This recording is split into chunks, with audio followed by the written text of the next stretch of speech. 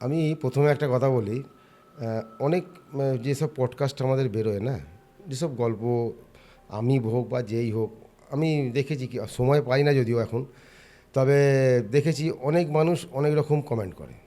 Actually ওনাদের দোষ নয়, যে ঘটনাগুলো শোনে এগুলো মনে হবে যেন সত্যি গল্প করছে, এরকম আবার হতে পারে নাকি। কিন্তু যখন আমাদের কাছে ক্লায়েন্টরা আসে বা যেই ঘটনাগুলো যখন আমরা দেখি, তখন প্রথমে কিন্তু আমরাই আশ্চর্য হয়ে যাই যে এই রকমও ঘটনা ঘটে। তো যারা শুনছে তাদের তো সেরকম লাগতেই পারে, তাদের কোনো দোষ নেই। তারা যারা কমেন্ট করছে, আমি মনে করি না তাদের কোনো দোষ, কারণ সত্যি তারা জানে না। কারণ আমরা ফেস টু ফেস করি যখন তাদের সঙ্গে, বা যারা এই রকম ঘটনার মধ্যে দিয়ে যাদের জীবন যায় বা এরকম ঘটনা যাদের জীবনে হয়, একমাত্র তারা ছাড়া কেউ বুঝতে পারবে না। সো আমি একটা জিনিস দেখেছি, এক ক্লায়েন্ট হাওড়াতেই একটা ক্লায়েন্ট আমার কাছে আসে। তোমার পড়াশোনায় খুব ভালো, ও বোলপুর বিশ্ববিদ্যালয় থেকে পাস আউট করেছে, করেছে। তো ও এসেছিলো অ্যাকচুয়ালি মেয়েটির একটি ছেলের সঙ্গে অ্যাফেয়ার ছিল। ও দিল্লিতে পড়াশোনা করার জন্য গেছিলো, তো একটা ইউপির ছেলের সঙ্গে আর কি একটা অ্যাফেয়ার হয় এবং অলমোস্ট লিভিংয়ে থাকে। তো লিভিংয়ে থাকার পর দেখা যায় কি যে ছেলেটির বিয়ে তার বাড়ির লোক অন্য কোথাও ব্যবস্থা করছে। তো তারপরে ও এখানে চলে এসেছিলো। ও মোটামুটি কীরকম ধরো 15 দিন 20 দিন গিয়ে থাকলো, আবার 1 মাস বাড়িতে চলে এলো, এরকম লিভিং মানে এই নয় যে কন্টিনিউ সে থাকছে।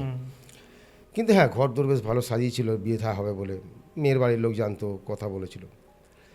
সো যাই হোক, সে যখন চলে আসে তারপর আস্তে আস্তে আস্তে আস্তে তাদের এই সম্পর্কটা নষ্ট হয়ে যায়, নষ্ট হতে থাকে। সেই সময় ও আমার কাছে আসে এবং তার অন্যত্র বিয়ের ব্যবস্থা করা হয় ছেলেটির। তখন আমার কাছে আসে যে দাদা এই ব্যাপার, এটা এখন আমার কাছে অনেক ক্লায়েন্ট আসছে, কারণ জিনিসটা এটা না ঘটছে, এটা প্রচণ্ড পরিমাণে ঘটছে। কীরকম ঘটছে, যারা এই বাইরে পড়াশোনা করতে যাচ্ছে, বাইরে চাকরি বাকরিতে যাচ্ছে, তো গিয়ে যখন এইরকমই অ্যাফেয়ারের সঙ্গে অ্যাফেয়ার হচ্ছে, কোনো লিভিংয়ে থাকছে তারা, এবং তারপর কিছুদিন পর 1 বছর 2 বছর 2.5 বছর পর যখন ব্রেকআপ হচ্ছে, তখন কিন্তু যে যা নিজের এতে চলে যাচ্ছে, তখন কিন্তু ওই আমাদের মতো মানুষকে তারা ফোন করছে যে এরকম হচ্ছে আমরা বাইরে। তো ওরও তাই হয়েছিল, তো আমার কাছে এসেছিলো, এসে আমি মোটামুটি সেই কাজটা করেছিলাম। করার পর যখন ওই ছেলেটার বিয়ে মোটামুটি ঠিক হয়ে গেছিলো, তো সেটাকে আমি অনেক কষ্ট হোল্ড করে রেখেছিলাম। সেটাও নিজেই বলেছিল, কারণ ছেলেটা মাঝে মধ্যে ফোন করতো তখনও। কিন্তু ছেলেটা বলেছিল যে দেখো আমার মানে কিছু করার নেই, বাড়ি থেকে ওদের ইউপির ব্যাপার। তো তো ছেলেটার বাবা জানতো কিন্তু মেয়েটার সঙ্গে যে আমার ছোটো ছেলের আছে, কিন্তু মা বা বড়দা জানতো না। তো যাই হোক, তো বাবা মারা যাওয়ার পর আর এটাকে কোনো রকম করা হয়নি। এবার এটাকে আমি পুরো বিয়েটাকে হোল্ড করে রেখেছিলাম, দিয়ে এবার আমি চেষ্টা করছিলাম ওটাকে কীভাবে আবার জায়গায় নিয়ে আসা যায়। মেয়েটার অবস্থা খুব খারাপ ছিল, প্রচণ্ড, মানে মোটামুটি 1-1.5 মাস খাওয়া বন্ধ হয়ে গেছিলো, চুল উঠে যাচ্ছিল পুরো। আমি তোমার পডকাস্টে ফার্স্ট বলেছিলাম যে বান মারলে কী কী সিমটম থাকে। আমি তোমায় আজকে বলে যাচ্ছি আবার সেকেন্ড টাইম, 1000-এর বেশি ফোন এসছে আমার কাছে। সবাই এই যে পডকাস্টে বসেছি, বসার আগে পর্যন্ত মুম্বাই থেকে ফোন এসছে যে দাদা আপনি যে সিমটম বলছেন এইগুলো আমার মধ্যে হচ্ছে। সেটা পরে যাচ্ছি। তো ওদের বাড়িতে একটা কাজের মহিলা ছিলেন। তো আমি না, দেখো আমরা না সবাই, যেমন পুলিশের কাছে কিন্তু সবাইকে পুলিশ সন্দেহ করে, সন্দেহের তালিকায় সবাই। তো আমাদের লাইনেও তেমনি, এইরকম কোনো আসলে না আমরা সবার উপরেই আমাদের একটা যে থাকে কে কোন দিক দিয়ে কী করে। তো ওই মেয়েটির বাড়িতে যে কাজের মহিলাটা ছিল না, সে মেয়েটিকে মেয়ের মায়ের থেকে বেশি ভালোবাসত, এরম একটা ব্যাপার। মানে মেয়েটি কাজ যদি কেঁদে 2 ফোঁটা চোখের জল পড়ে, তার মায়ের পেটে চোখে জল নেই, কিন্তু তার চোখে হু করে জ্বলছে, মানে কেঁদে যেন তার মেয়ে। তো আমি এগুলো শুনতাম, তো আমার একটু সন্দেহ হতো। তো আমাকে বলছে না দাদা এরম ব্যাপার নয়, উনি অনেক দিন ধরে আমার কাজ করছে এবং আমাদের বাড়িতে কাজ করছে এবং আমাদের প্রচণ্ড হেল্প করে, আমাকে প্রচণ্ড ভালোবাসে। আমি কিন্তু ডে 1 থেকে কিন্তু ওনাকে একটা সন্দেহের তালিকায় রেখেছিলাম, কিন্তু যেহেতু কেউ যদি বলে যে না, তখন আমাদের ফোকাস সরাতেই হয়। ঠিক আছে, কিন্তু যতবারই আমি কাজ করতে যাচ্ছি না, যত কাজ আস্তে আস্তে এগিয়ে আসছে, হঠাৎ করে যেন সেই কাজ বন্ধ হয়ে যাচ্ছে। তখন আমি বারংবার ওকে কিন্তু বলছি কোন দিক দিয়ে আসতে পারে, এমন এমন কি। তারপরে দেখা গেল হঠাৎ করে যে ওর মানে এই অ্যাফেয়ারের দিকটা আমরা তাকিয়েছিলাম, আমি ওইটার দিকে ফোকাস ফেলেছিলাম যে কী করে ছেলেটার বিয়েটা ওখানে স্টপ করে আবার মেয়েটার দিকে আনা যায়। কিন্তু এদিকে দেখছি হঠাৎ করে যে আমরা কাজ করছি, কোনো একজন এখানে কেউ কাজের মধ্যে কেউ কাটি করছে, মানে কোনো একটা কিছু কাজ চলছে অন্যতম, সেটা বুঝতে পারছি, কিন্তু কোথা থেকে আসছে কিছু ধরে উঠতে পারছি না। সন্দেহ করেছিলাম, এবার হট করে মেয়েটিরকে যে বান মারাও আছে, মারার একটা ব্যবস্থা করা আছে, সেটাও কিন্তু অত আমরা করিনি, না আমি তো করিনি, আমরা বলছি এই কারণে আমার টিম আর কি। তো সব এবার কি হলো, হঠাৎ মেয়েটার মাথার চুল কি বলবো, একটা 30 বছরের মেয়ে, লম্বায় চড়াই মেয়ে, পুরো টাক বেরিয়ে গেছে, মানে মাথার ভেতরটা। ও লাস্টে করতো ওই কোনো একটা এখন প্রোডাক্ট বেরিয়েছে কালো রং, মানে করে দিচ্ছে, বোঝা যেত না। তারপরে খাওয়া বন্ধ হয়ে গেছে, মানে সারাদিন কিছু করতো না, রাত্রে যদি একটা রুটি খেতো বমি করে দিত। তো এইসব করতে করতে না আমাদের একটা ভয়ঙ্কর একটা হলো। তখন আমি যখন এইটা নিয়ে একদিন বসলাম শ্মশানে কাজে, কোথা থেকে হচ্ছে এটা আমার জানতেই হবে। তখন হঠাৎ আমার নলেজে এলো, বা আমি যেটা তখন আমি জবরদস্তি ওকে বললাম যে তোমাদের বাড়ির বাজার দোকান বা গ্রসারি আইটেম কে নিয়ে আসে? বলছে কেন, আমাদের পিসি, মানে ওই কাজের মাসি।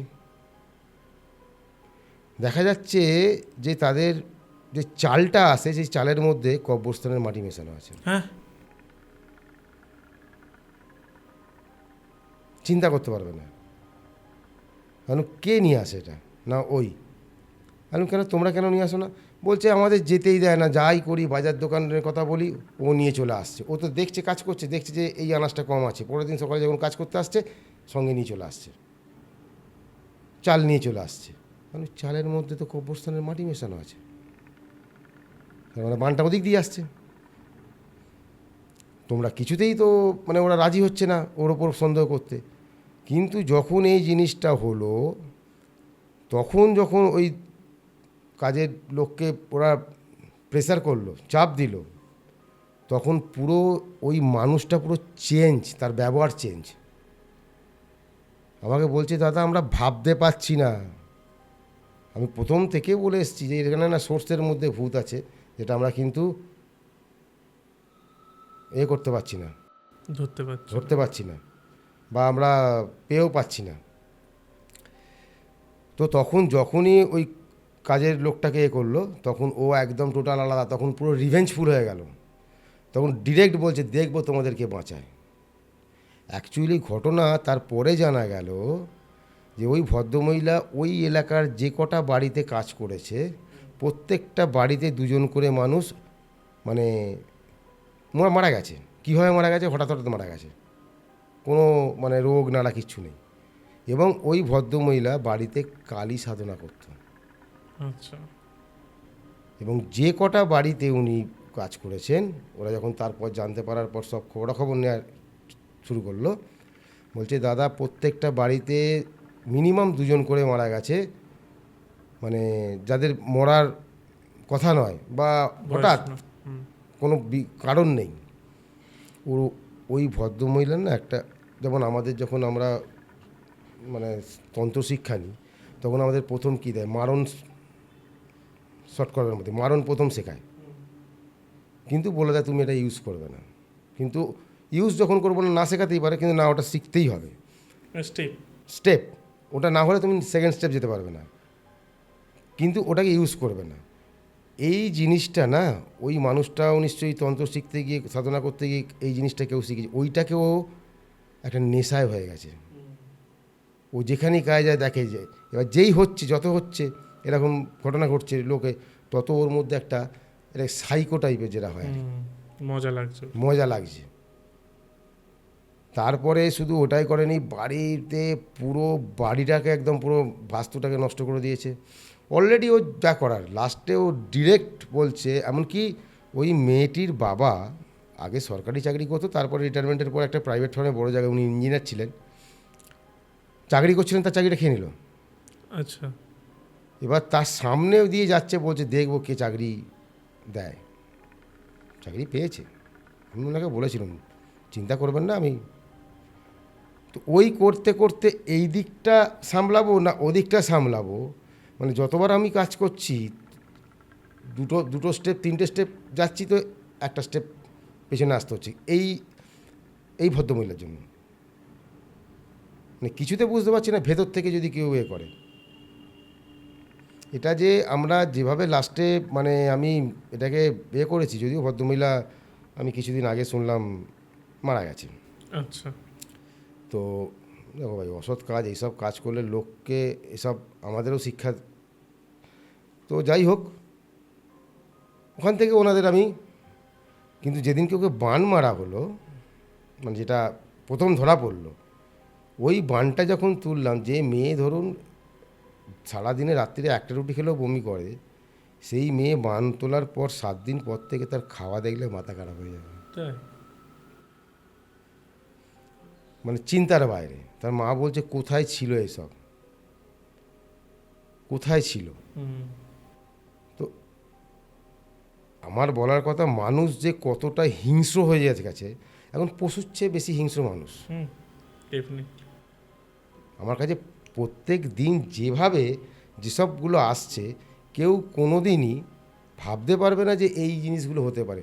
আর এখন আমি তো বলছি প্রত্যেকটা জিনিস বান দিয়ে কাজ হচ্ছে, নয় চালান নয় বান। ওইটার পর মেয়েটার কিন্তু পরীক্ষার পড়াশোনাও লাস্ট যে বিএডটা বাকি ছিল সেটাও বন্ধ হয়ে গেছিলো, 2 বছর ঘরে বসছিল। এই সব কিছু করার পর মেয়েটা অবশ্য লাস্টের দিকে ছেলেটার সঙ্গে মোটামুটি একটা অ্যাটাচে এসেছিলো, কিন্তু মেয়েটা লাস্টে নিজেই মুভ করলো যে না, এটা যে এতদূর যেতে পারে ইন ফিউচার যদি আবার এরকম হয়, কারণ ও একটা এখন বিশাল বড় পোস্টে একটা প্রিন্সিপাল, তো ও জানে যে আমার কেরিয়ারটা কোথায় যেতে পারে। তাই জন্য মেয়েটাই বললো দাদা আমি মুভ করব ছেলেটার থেকে। তো আজকে সে একটা খুব বড় কলেজের একটা বড় প্রফেসরের পদে রয়েছে, অবশ্যই সেন্ট্রাল গভর্নমেন্টের। আচ্ছা। আর ভালো আছে, এখন এখানে নেই, এখন বেঙ্গলের বাইরে আছে। ভালো আছে, গোটা পরিবার ভালো আছে, সবাই সুস্থ আছে, ব্যাস। আচ্ছা। শুধু আমি এটাই দেখছি যে মানুষ এখন পশুর চেয়ে হিংস্র। আমার কাছে প্রত্যেকটা দিন অন্তত যদি 50টা ফোন আসে, তার মধ্যে 20 থেকে 25টা ফোন আসে যে দাদা অসুস্থ হয়ে পড়ে রয়েছি, ডাক্তার দেখাচ্ছি, কিন্তু ডাক্তার রিপোর্ট করাচ্ছে, কিছু রিপোর্টে বেরোচ্ছে না। এরকমই বিভিন্ন আরও ক্লিপস পাওয়ার জন্য, আরও বিষয়ে জানার জন্য আমাদের এই চ্যানেল ইউটিএস ক্লিপসকে অবশ্যই সাবস্ক্রাইব করুন।